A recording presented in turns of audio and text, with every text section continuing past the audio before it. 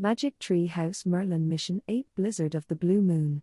Jack and Annie are going to travel to New York with the book written New York City Guidebook, 1938. A scroll and a book of rhymes. Annie reads aloud the scroll. To Jack and Annie of Frog Creek, I am sending you on one more mission too.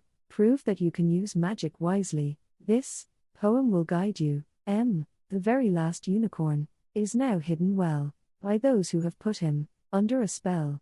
4 centuries, 4 decades, from that afternoon, at the end of November, before the blue moon, he will wake once more, and be free to go home. If you call out his name, divine flower of Rome, you must coax him to stand. Once his name is spoken, his chain will break, and the spell, too, be broken.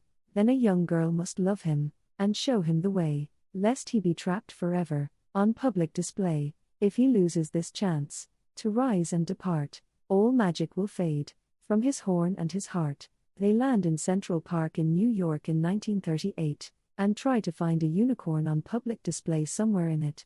However, it is hard to get out of the park because it is too huge, and looks like a maze. While they keep walking in the park, they see a small castle, sitting on top of a snowy hill with a light burned in a window. They barely go to the castle and enter inside, and meet a man who tells them about Bronx Zoo where they can find unicorn. They take a train and a taxi to go there, but it's very hard to get there because of bad weather, wrong information and rotten luck. They even start to get frostbite.